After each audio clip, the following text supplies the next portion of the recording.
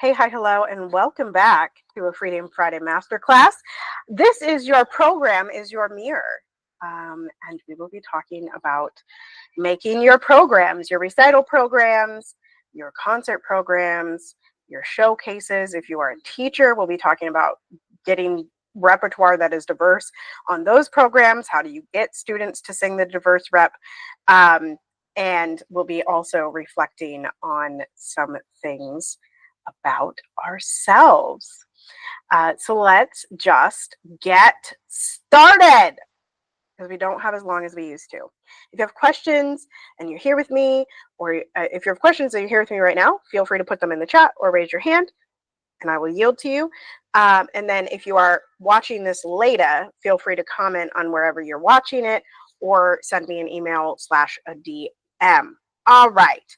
So our opening agreements this evening, y'all that have seen the other ones know that I have been yes about opening agreements. I think it makes us just for a second come together in the center. All right.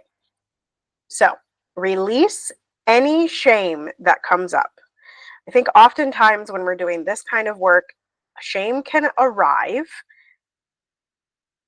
because you haven't done it yet, or you feel bad that you haven't done it more, or, perhaps this is something that you've never even thought about. And there might be shame that comes up from that, or like shame about something that was represented in a previous program or something like that. We're going to release all of that. It comes up, we allow it to come up, and we release it. All right. Your choices reveal values, not excuses. So any choices that you make in repertoire reveal your values. It's not an excuse. And then identity is not optional in programming. The ask here is that you bring your full self. We're going to look in the mirror, find our full selves, and build a program on the world that we want to see, right? So you have to bring your identity. All right, so every program is a mirror. Every single one. Every one that you've done, like whether that was your own production, whether it was something that you did at school, something that you did in the community, all of them are mirrors. And they may not be a direct mirror of you, but they are a mirror of whoever the person is that organized it, or the organization, right? It reflects their values. So if you take a peek at your last program, and if you don't have a last program, perhaps one that you haven't performed yet, and if you don't have that and you're building onto it, think about one that you've gone to see, right? This could be as small as like an indie artist that only gets 20 people at their concerts or less, or it could be Beyonce level. Like, what do Beyonce's programs reflect, right? Like we can take this as macro or as micro as we want. But if you do have a last program, what would your last program reflect if it were a mirror? So my last program, I did um, 2 song cycles. Is that true? I think that is true. I did, no, maybe I only did one. I did a song cycle, at least one, by Stephanie Powell. And I also did Love, Let the Wind Cry on the Dark Mountain. And then I think that's right. I think I closed with maybe Guide My Feet, Lord was there. But anyway, my last program was all Black women composers, one of which was living. I think that would reflect that my goal is to get Black classical music out into the world and recorded. And that's exactly what I was doing. And it was also making a statement. The song cycle that I did was called Then, Here, and Now. Then, Here, and Now. And that particular cycle makes a statement in itself. It was written right after George Floyd was murdered as a reflection on that. And it is a collection of spirituals and arrangements of spirituals, and it's 4 songs. And so in the mirror, I think it reflects the struggle and the overcoming and the resilience that is found in Black people. So that's what my last program, I think, reflected. Okay. Y'all know I'm the goal getter person. Okay. I also this morning in a clubhouse room, Mama Nisi told us that she loves visioning, right? She loves vision boards. And so I think, why is there no question mark on the first one? Sorry, y'all. Typos, man. Anyway, so we're going to vision a little bit about our next programs, right? Again, whether that is for your own personal recital or concert, or that is you're a teacher and you're organizing something, or perhaps you have a job like I have, where you are putting, performers bring their pieces and you are putting together the program, right, in the order, or in an order, determining who goes last, who goes first, what pieces, and how that flows, and what the reflection is. So we're going to do a little bit of looking inward and a little bit about the program itself. So like I said, y'all know that I'm the goal getter girly. And I'm also goal oriented in my teaching. So what is the goal of this program, your upcoming program? What is the goal, right? Not just what is the thing that is being done, right? Like I am performing XYZ concert for XYZ, but what are you trying to story tell about? Like, what is the story that you're telling? What is the goal? What do you want people to know after your program? What stories am I drawn to? What stories am I drawn to? For me, it's Black stories, right? It is stories of joy. It is stories of love. There's a song called "I Want to Die While You Love Me," and like that's the kind of stuff that I'm really drawn to. I'm also drawn to sort of the darker themes. Like I do sing a song called, or an aria called Cassandra's Lullaby, and in that song it's very dark. I mean, her city is being burned and she's singing this lullaby to her brother. And so, I am drawn to the sort of less jovial of it all. But still there is joy in that, right? Like even in that song, there's an essence of joy, partially because of its beauty. So what stories are you drawn to? You can put this on a piece of paper, you can put it in the comment section, you can put it in the chat right now, you can put it in your notes app. It doesn't matter, but make sure you think about it. Who do I believe deserves a platform? So this is talking about composers, right? Like when and we'll talk about this a little bit later, but when you think about it, who is missing from your platform and who deserves to be platformed, right? And maybe your answer is Mozart and Beethoven plus others. Maybe your answer is only LGBTQIA plus. Maybe your answer is only Indigenous folks. Like, who deserves a platform? And that also is gonna, like, depending on your answer, you might need to do some more deconstruction. I invite you to listen to the Deconstruction Junction podcast with Love and Action Network at lovedandlovable.bio.link.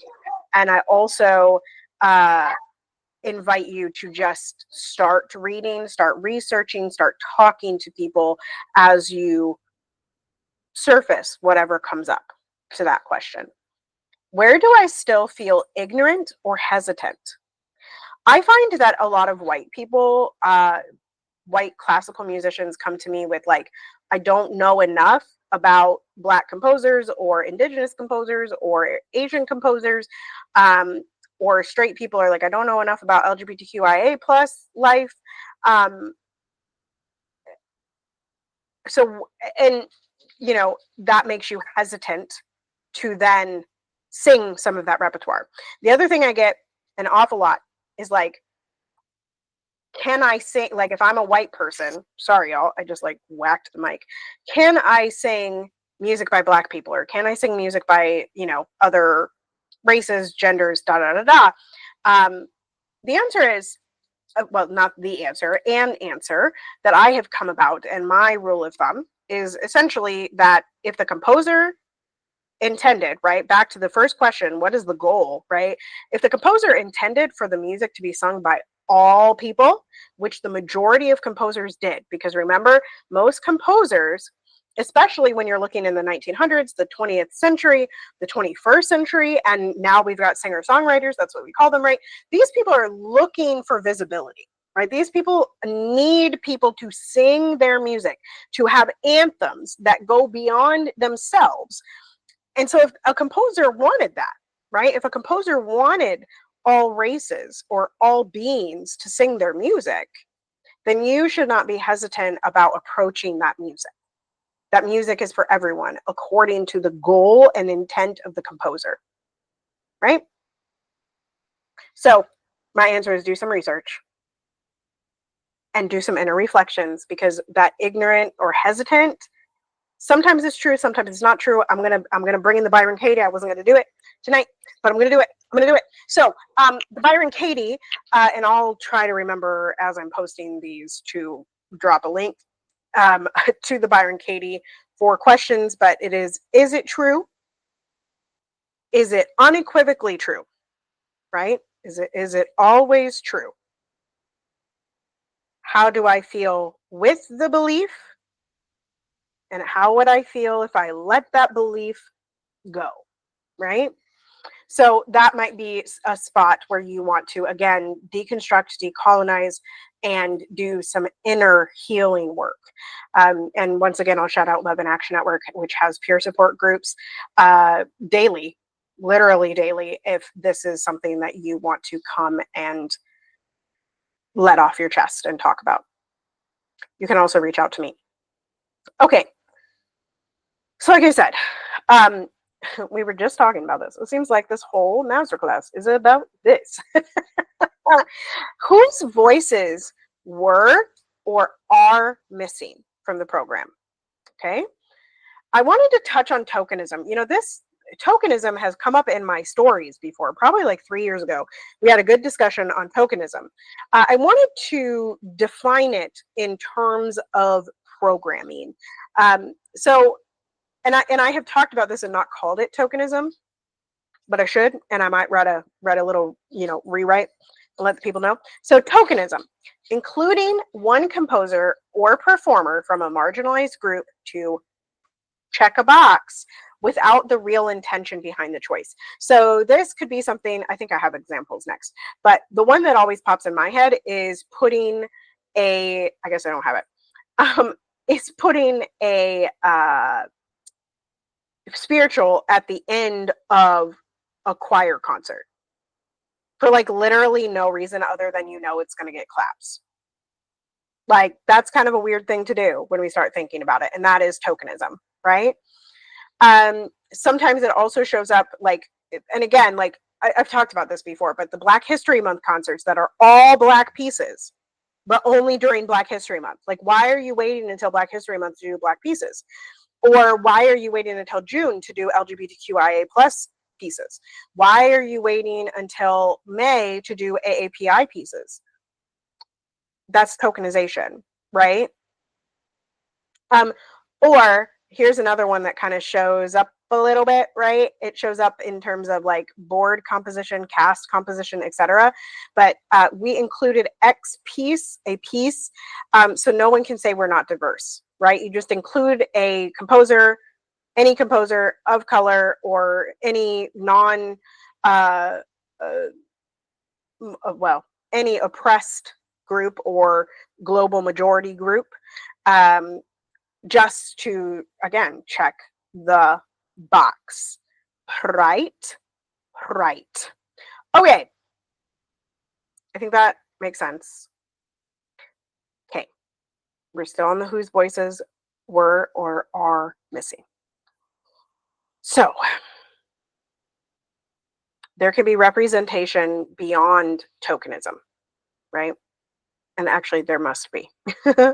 So we've got integration, not isolation. So again, not making an entire concert in Black History Month of Black composers, but rather having balanced programs that include white, black, green, purple, orange, right? So the composer's work is placed in conversation with others, not as a diversity add-on, right? It's not, again, not to check a box. So say, like, for me, like, something that often comes up when I sing Rosephanie Powell, which I sing a lot of Rosephanie Powell, in particular the song that I was mentioning earlier, which was the I Want to Die While You Love Me, would pair really well with Liebst du um Schönheit, which is both arranged, I mean, there's a lot of arrangements, but the two that I think of are the Mahler and the Clara Schumann. And so those pieces, the I Want to Die While You Love Me and the Liebst du um Schönheit, would be a very nice set on a program, but they have an intent to be together, right? So continuity, not one-off. I think that makes sense, right? Right? You want to do this over and over and over again, right? You want to include different composers, have diversity on your programs over and over and over and over again, right? Context, not erasure, right? We want to, I find that a lot of people will, after researching and after writing out what the song means to them and what the composer's intent was, they find that they feel less appropriative about the repertoire. And again, if the composer's intent was for all people to sing it, you do not need to feel bad about singing repertoire that was written for everyone, right? So you can do this through program notes. You can do this through teaching, right?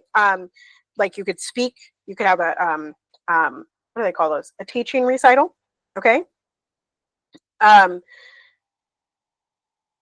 like and I do this when I perform, like I will talk about the composer. I'll give a little bit of their bio, a little bit of the reason that the song was written, if I can find it, and not letting it go unacknowledged about who they were. Remember, we talked about identity at the very beginning of this masterclass. So next, depth, not surface. This is kind of the same thing. Go deeper than your first search on the internet, right? So if you're going to type in, let's take Florence Price. She's a very big composer right now.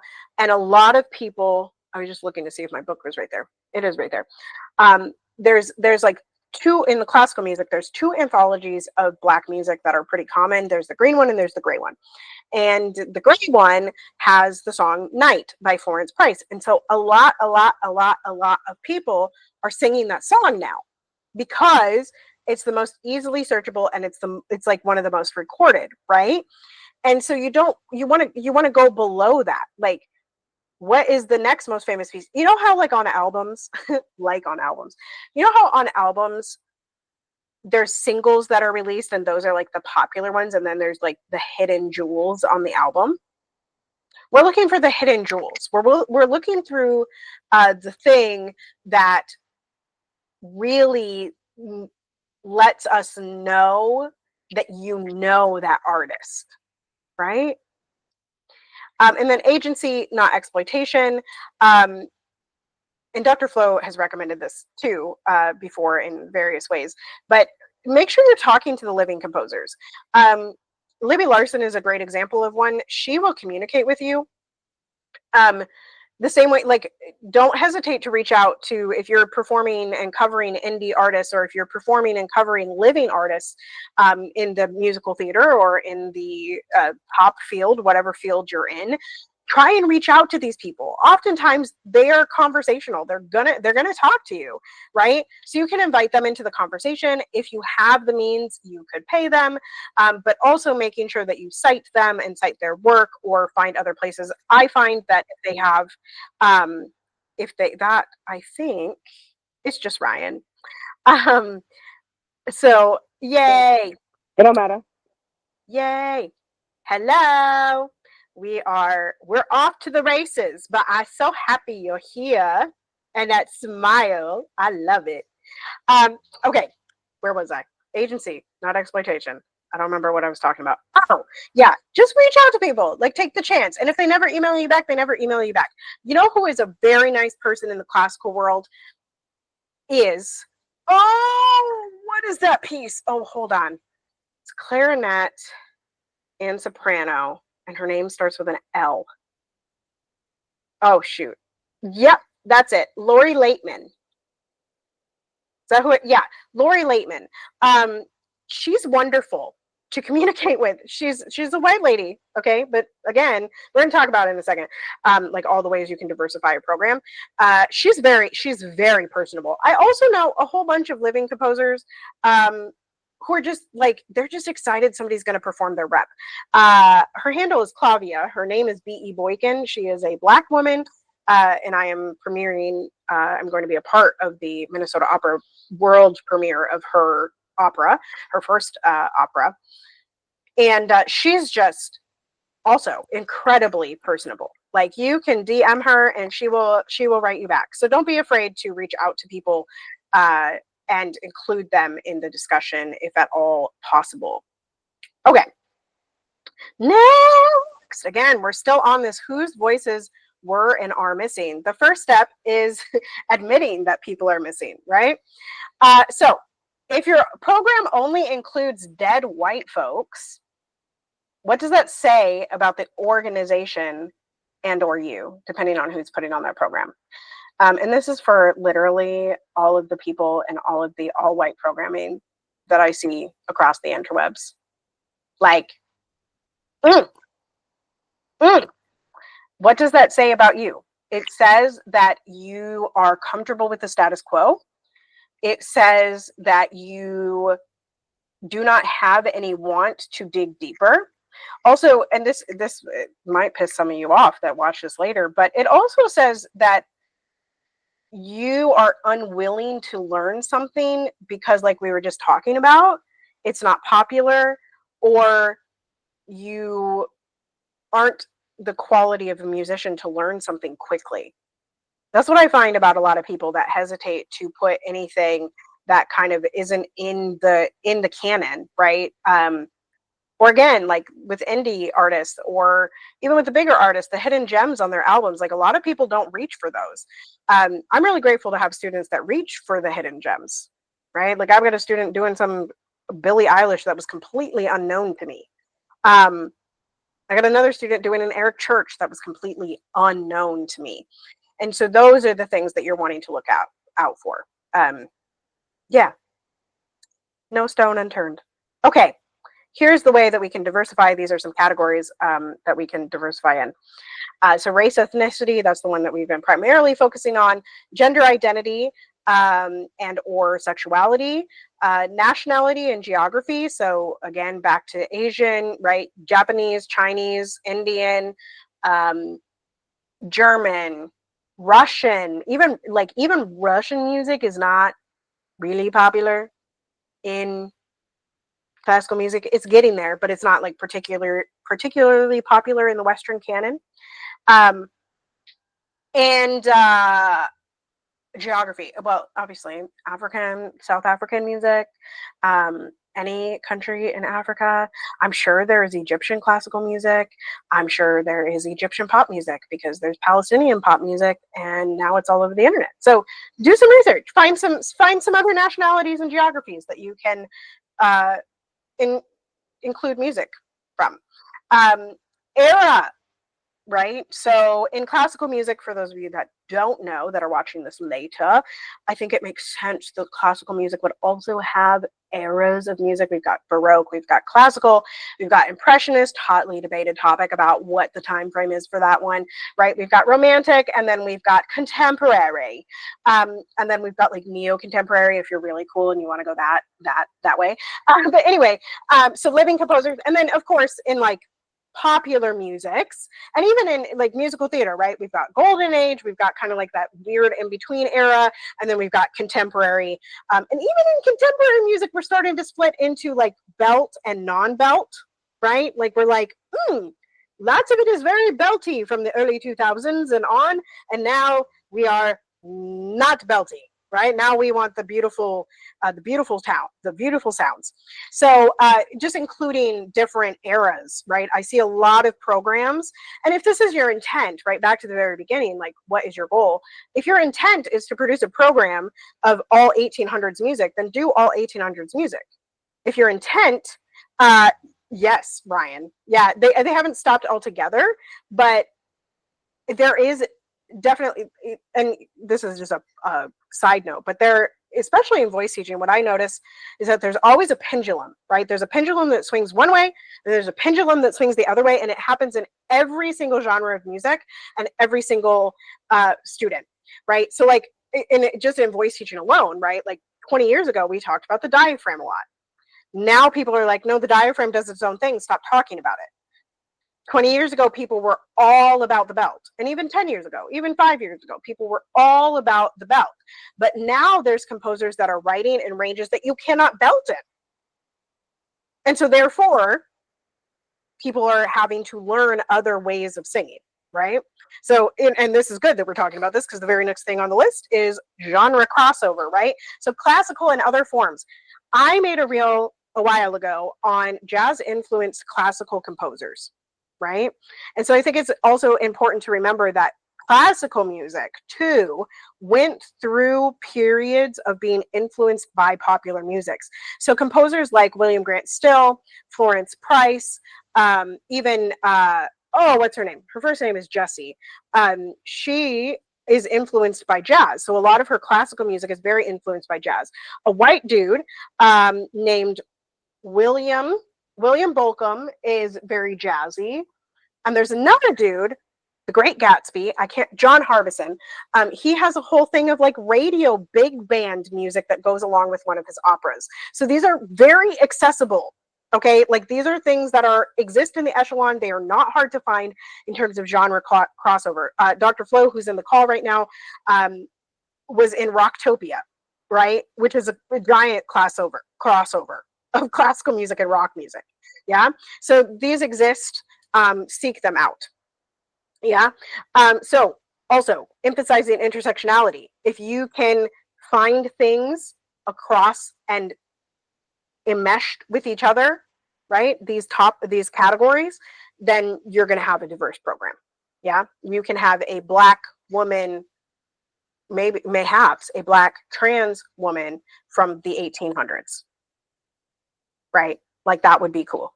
I've not found that composer yet, but that doesn't mean they don't exist yet, or they don't exist. You know, they're probably out there. They're probably just under a different name because classical music is racist. Okay. Yeah. Okay. So some places that I want to point you all to, in particular, these are classical music databases, and they can lead you to other places. Places like the bigger places like Music Notes, Sheet Music Plus, Hal Leonard, these places that produce also musical theater anthologies, those are going to have spots where it will say like music by Black composers or Black music. Like there will be spots on these major websites. Sheet Music Direct is another one. But for classical music specifically, you can look at the Institute for Composer Diversity, this one was called African Diaspora Music Project. There's also a group on Facebook that I can't remember, but I'll drop it in my Blackening the Canon chat, and I'll try to remember to put it in the comments when I repost this. Composers of Color Database, another one that I really like is the Boulanger Initiative. So if you're looking for women's music in particular, Boulanger's initiative is like your place to go. Living Composers Project, and then of course my group chat, Blackening the Canon, and any work, my albums and stuff are all Black music, primarily Black women, Black living women. Okay, so that is my intersection of diversity. You can also community sources. Okay, I'm part of Love and Action Network. Hello, we build community. Okay, so community sources, you can ask your colleagues, you can follow social media threads, you can explore undergrad or graduate recitals. I often do that. Like I'll go on and I'll just like look and see if a main college has their recitals listed. Like for my university, even Luther College, they will list the faculty recitals on their website, so I can go look what the faculty is performing. So you can start there. I even have, like, if you're if you're an old hat like me that used to have printed programming in classical music, I was looking for it, but I think my kid threw it. Uh, I have like paper copies of people's programming that I thought was really cool back in undergrad. So people may have those. So you could go to the college and look in their library. They keep them all forever. And then you can attend non-Western classical concerts. These exist everywhere. I remember in my undergrad, I went to a African drumming cross rhythm like masterclass concert thing. So cool. And by the way, speaking of things like people being influenced, composers being influenced, Mozart has African cross rhythms in his music, right? So then that leads you to believe, like, that would lead you to say, what was he hearing and what composers was he interacting with from another continent, right? And then we can start having a real discussion about how influenced everything is today. And that is why I think that this work is so important. I would love to find the first Black composer. Maybe they didn't write it down, but who's the first Black classical composer, right? So anyway, those are some community resources, and then obviously your personal research practice. So go into Google. Sometimes it works, sometimes it don't work. Sometimes you gotta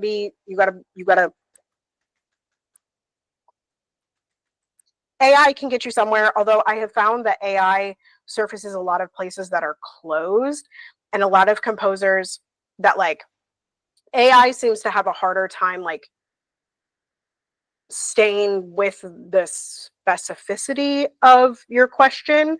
It tends to generalize a little bit more. I've just found that Google works a little bit better for rustling the feathers and being able to go layers and layers and layers and layers and layers deep.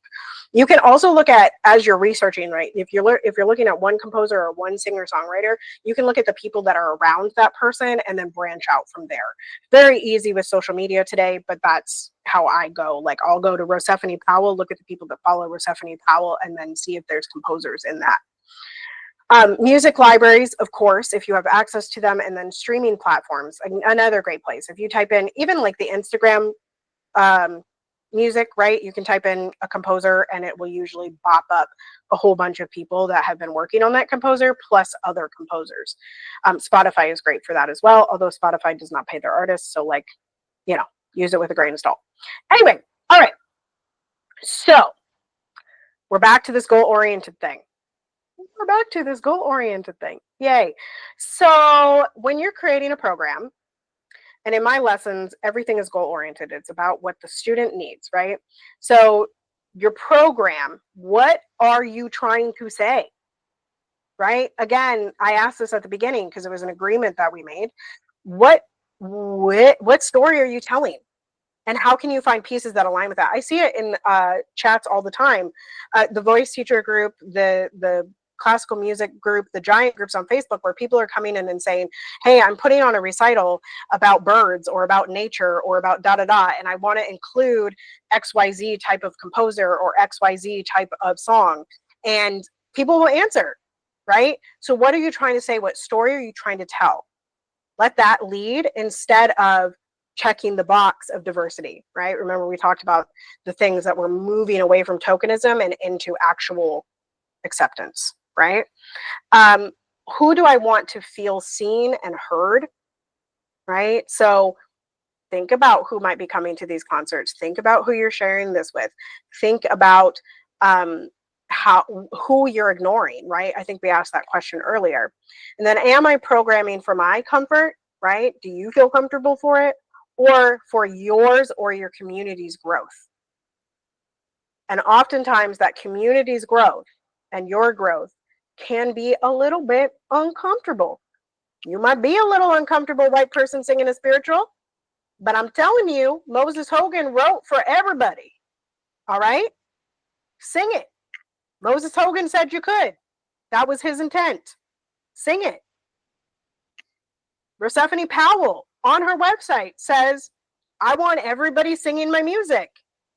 Sing her music, whoever you are. Okay? Oh, I don't know why that's the same slide.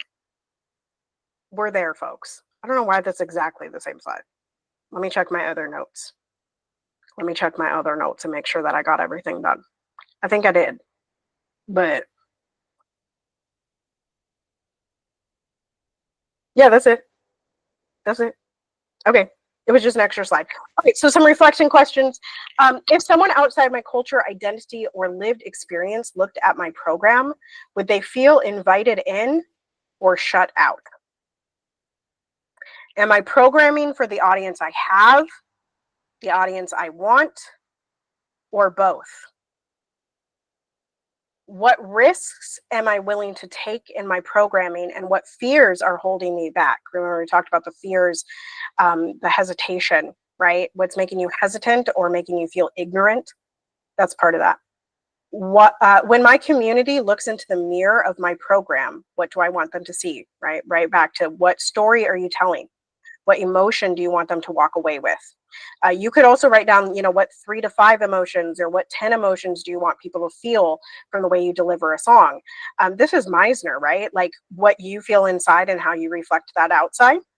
And really focusing in on that, right? How do I measure success? Applause at the end, or the depth of conversations the program sparks afterwards. And I'll tell you what, I would rather have a conversation, right? I would rather people, yes, exactly. I see the chat, and I'm coming to you, Ryan. I see you. I would rather have a conversation than to have all of the applause in the world. My favorite thing on a program that I did last January was people walking up to me and saying, "We so needed this. How did you find the repertoire? How do I get it? How do I teach it to my students?" Right? So that is something really, like, just really important. I heard Ryan find it. All right, so I'm coming to you. That has been Your Program is Your Mirror. We have a couple minutes for questions here, and I'm interested in hearing your question, Ryan. Go for it. So, my question is more so related to my specific program and my specific what I want with my fan base. And so, in my writing, it's all surrounded this fantasy country that I'm building. And the fantasy country, as it stands today, is an all Black country. And while I do want to diversify my readership, I don't want to diversify my readership at the expense of make not my country being all Black and not being about the Black experience, and not being, because essentially my country is supposed to be a utopia for Black Americans and everything that we've gone through in this country. This My fantasy country is supposed to be the place where we feel at home, where we feel healed, where we can heal, where we can come together. But I don't want that premise of my fantasy country to limit the rest of my audience. And so that was more so like my question, like, if is that even possible? Like, if my goal is to have this all Black country but still diversify my audience, is that even possible, or is that something that I need to pick one? I That don't think makes you need to sense. pick one because you have a very clear intent, right? And so, Piper, don't do that. And so the intent, don't do that, babe. Don't do that. Can you go see Daddy? Can you go see Daddy, please? Go find Daddy. He's hiding from you. Um, he's not hiding. She's not hiding. He's in the kitchen. But Piper's gonna go find Daddy. So you have a very clear intent already.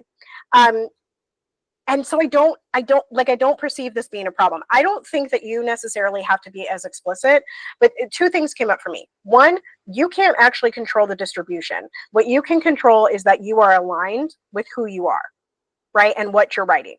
You can tell your story.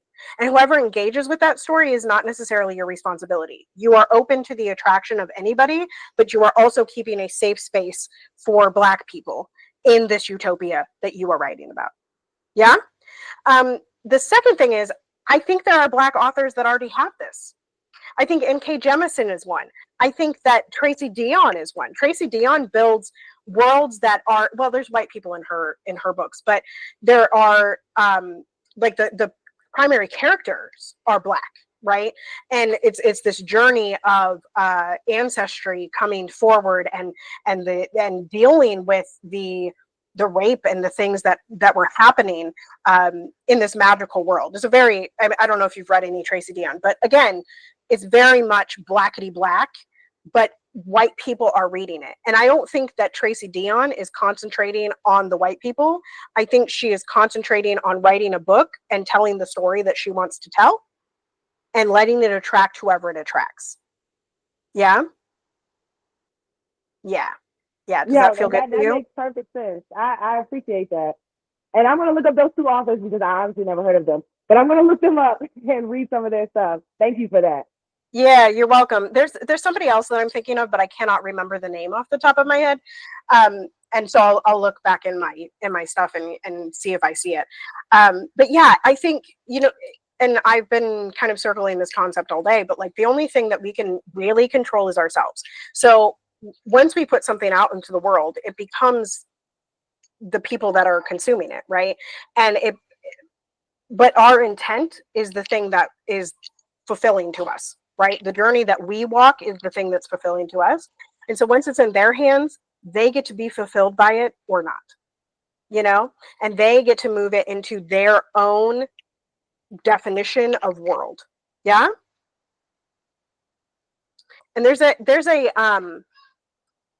I'm trying to remember what book it was in. It's by a black author. And I really don't remember it, but I remember this story because she was an author. It was a book that had an author in it, and she was a black author, and she was her book went to be turned into a movie, right? And in the movie, the producers of the movie were like, well, we want to include white people so it gets bigger, and the author was like, no, we're not doing that because that's not the story that I intended to tell, and that's okay. And it still went to a different producer, a black producer, and was produced with all black people, and white people consumed it because we can't stop that from happening, right? I mean, we can and we can't, right? Depending on how big we want to be. But it still was big in the box office in the book. So there's similar stories and pockets of stories. I would also, the last person I would tell you to look up is Michael LeBourne. He is a black publisher, black book publisher. And he talks about this kind of stuff an awful lot. So he's on Threads, he's on TikTok, he's on Instagram. He's been a really great resource for me to find black authors. I appreciate that. I'm gonna look all of them up. Thank you. You're so welcome. I'm happy that helped. And we'll keep in conversation. Who is that dog? Oh, that's to Ryan. I was like, there is no dog in here, Flo. Who is that dog? That's not Kauai. That's not Kauai at all. This is that niece, Stella. Beautiful. Yeah, this is my niece, Stella. Cutie pie. She doesn't have a cousin, but it's okay, baby. You'll see him next time. Aw. Cute. All right, y'all. I'm stopping this recording. Thank you for coming. Thank you for listening. Those of you that are listening later, comment, message me, email me if you need to, and let's keep this conversation going. And also, I should pull you all into Blackening the Canon, which is where I talk about all of this stuff, where I post new composers that I'm finding, new anthologies that are posted, and I hope that will grow into musical theater and pop music, etc., and starting to get black people into the positions of all of it, because at a certain point it's like black composers using white poets, black composers having to sell their stuff to white publishers, right? Because there are no black publishing houses anymore. In fact, the one that was there in Major is closed. So yeah, I'm very much about going that way. And I think one of the ways is that we can diversify our programs. So that is the end. Y'all can check up with me at Tara Priolo Studio or tarapriolostudio@gmail.com. Okay, bye-bye.